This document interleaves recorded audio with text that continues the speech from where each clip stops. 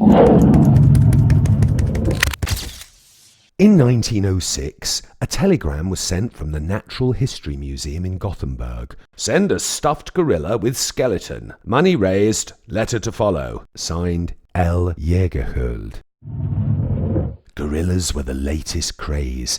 It was considered a huge achievement to successfully hunt down a big male gorilla.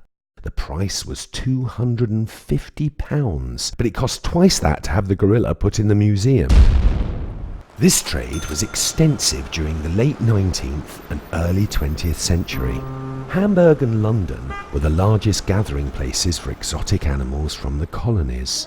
The live animals were delivered to various European zoos, and the dead ones were treated and sold through specialized companies.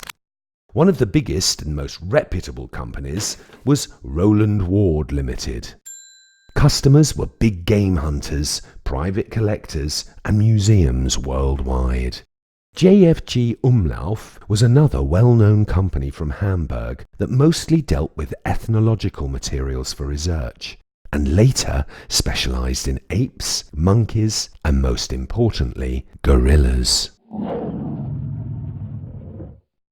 During this time, they spoke about the missing link between man and ape.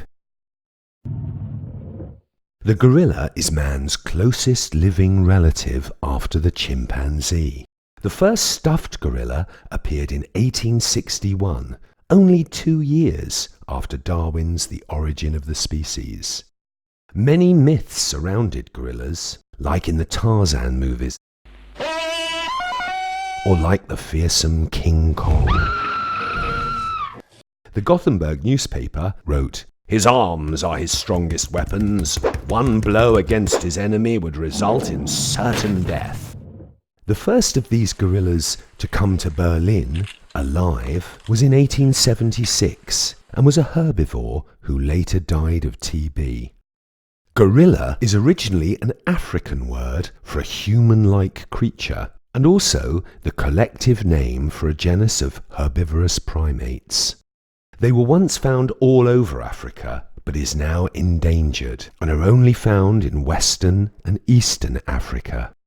Lennart Jägerskiöld of the Gothenburg Natural History Museum wanted 3 apes, a chimpanzee, an orangutan, and a gorilla.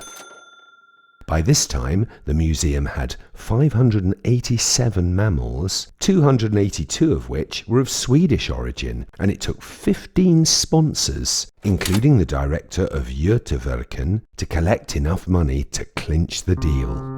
Hilmer Skog completed the mounting of the gorilla from Gambon to Gothenburg.